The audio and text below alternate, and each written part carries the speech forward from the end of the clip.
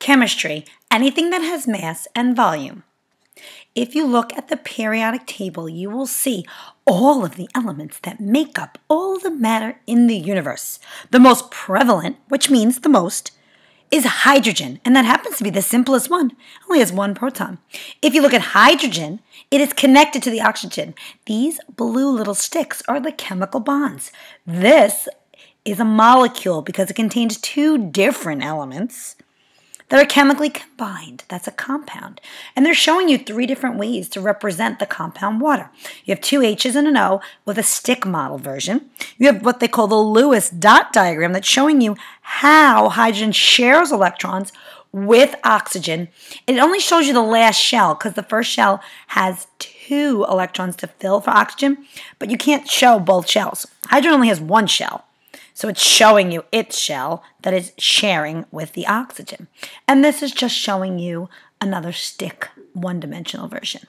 Okay, elements. Elements are all the substances that make up matter. There are more than 100 known elements. There are about 90 of them that have been found in nature, and the rest have to be synthetically produced in a laboratory. They have to be man-made. If you look at the periodic table of elements, you will notice that most of the elements are solids at room temperature. Now, an element is the simplest structure. You can't break it down chemically or physically, so the smallest piece of matter is an element. When elements combine with each other, they form compounds. However, this is still a molecule, but it's a molecule that is a simple element. It is just hydrogen. It's called a diatomic molecule because it's made up of two hydrogens. When you put a hydrogen molecule together, actually two of them, with an oxygen molecule, you can make the compound of water. All right, here we go. Here we got a picture of atoms. This is the smallest piece of an element. If I took the smallest possible crumb off an element, you would get an atom. The atom is simply made up of three parts: protons, neutrons, and electrons. The neutrons and the protons live in the nucleus, and the electrons are on the outside. They're constantly in motion. Atoms are always moving around. The nucleus, which is the center of the atom, contains most of its mass. The neutrons and the protons are in the nucleus. Your protons are positive, starts with a P, P for protons, and they are the positively charged parts of the atom. Neutrons are neutral. That's the neutral part of the atom. They are also in the nucleus. So basically, the nucleus has a positive charge. On the outside, balancing out the electrons will be balancing out the atom will be electrons. They're really, really tiny. So this model of the atom is not drawn to scale. In fact, if it was drawn to scale, you wouldn't be able to see the nucleus. It would be invisible. It would be so tiny. Or if the nucleus was visible, the electrons would be like in the next room of the person's house 3 doors down. That's how far away they are in reality, if it was a scaled version. Electrons are negatively charged. Enraged electron. All right, here we go. All elements have a different atomic number. What does that mean? That means that the protons in the nucleus are exactly the same for every single atom of hydrogen. Hydrogen can only have one proton in the nucleus. That's it, nothing else. If you put 2 protons in the nucleus, you don't have hydrogen anymore. Now you have helium. If you put 3 in the nucleus, now you have lithium. If you put 4, then you have beryllium. If you put 5, then you have boron. If you put 6, then you have carbon. If you put 7, then you have nitrogen. And that's right. Every element has a specific atomic number. That goes for how many protons are in the nucleus. The number of protons in an atom is called its atomic number. All elements have different atomic numbers. The atomic number, which is the protons, are generally equal to the number of electrons in the atom. And this is because most of your atoms want to be neutral. Sometimes atoms aren't neutral. So you can always count on the atomic number being the protons. And in 7th grade, we're going to say that the protons equal the electrons. Atomic number is generally found on the top. But you have to be careful. Look at your key on your periodic table. Because when I went to college, the atomic number was on the bottom. So you got to read. Where is it? Over there. Good. All right. The total mass of the protons and the neutrons make up the atomic mass. If we say that one proton has a mass of 1 AMU, AMU standing for atomic mass unit, neutrons have a mass of 1 AMU. So lithium together has an atomic mass of 6.941. Well, you round that up to 7, and that means that together, protons and neutrons make up the atomic mass of 7. So because we know that the atomic number is 3, the atomic mass is 7, you can figure out everything about the atom. You know how many protons, neutrons, and electrons they have. Because the electrons are so tiny, we say they have a mass of 0. They have a mass, but it's so small that we don't count it. We say that the mass is insignificant. The atomic mass minus the atomic number will give you the number of protons. Since the atomic mass is equal to protons plus neutrons, and the atomic number is the protons, if we subtract the two numbers for oxygen, 16 being the atomic mass and 8 being the atomic number, you get 8 neutrons. It's very simple.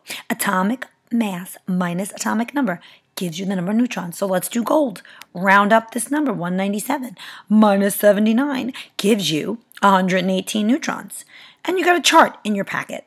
This is all in your notes. So you should really be reviewing your notes packet as you're watching this PowerPoint for review. Hydrogen has 1 proton. So therefore, the atomic number is 1. Helium has 2 protons. Therefore, the atomic number is 2. Lithium 3, carbon 6, oxygen 8, and lead 82. Now, we want the atom to be neutral. So protons and electrons have to be the same. 1 for hydrogen, 2 for helium, 3 for lithium, 6 for carbon. Oxygen has 8, and lead, guess what? You are right, has 82. If hydrogen has an atomic mass of 1, an atomic number of 1, then there can't be any neutrons in the nucleus because there's only 1 proton. So 1 plus 0 equals 1. So you subtract atomic mass and atomic number, and you get 0 for the number of neutrons. Helium, you subtract these two, and you get 2. Lithium, you'll have 4. Carbon, you'll have 6. Oxygen, you'll have 8. And you'll have 125 for lead. You subtract atomic number from the atomic mass. So you write atomic mass minus atomic number, and that gives you the number of neutrons. All right, so let's look at this periodic table. When we look at a periodic table, we're generally using a classification system. So how are they classified? They're classified in order of their atomic number. And they're generally using symbols. So the first symbol, oxygen, is going to be O. Oh my goodness.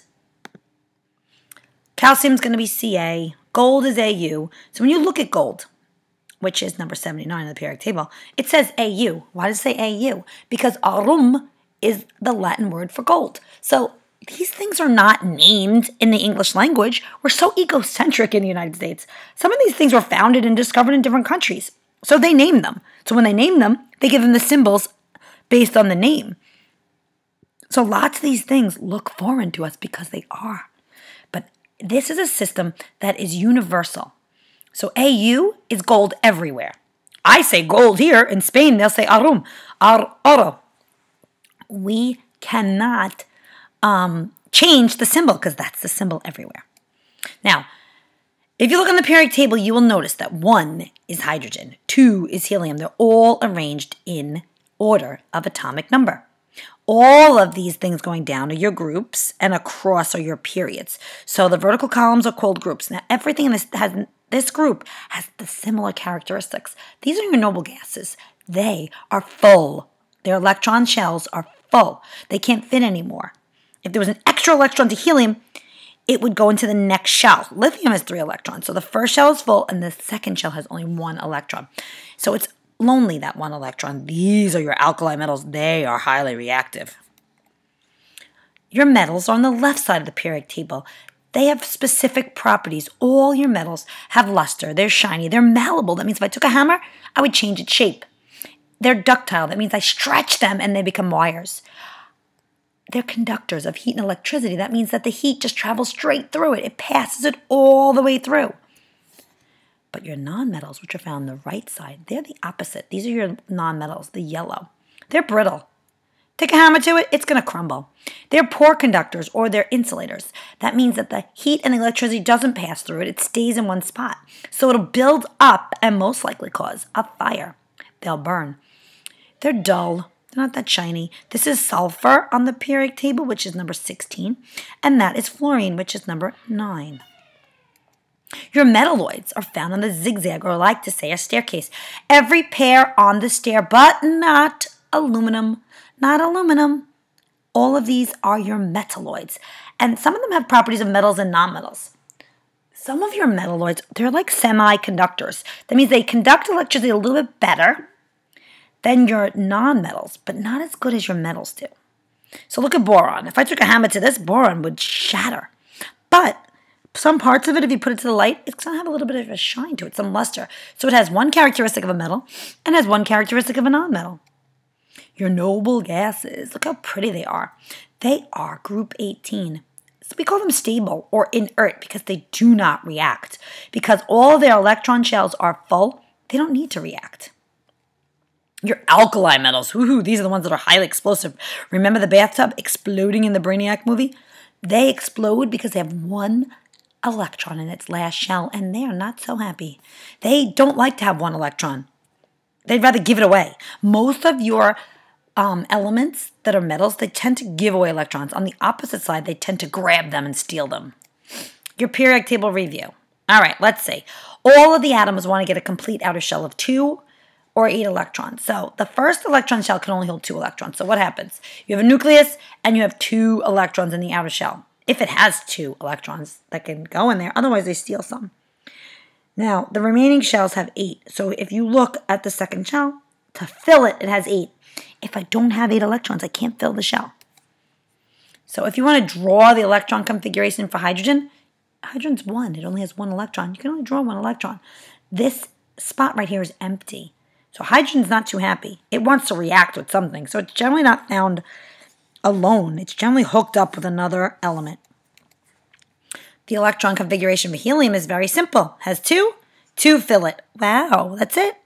It's happy. Its shell is full. It's ready to move on.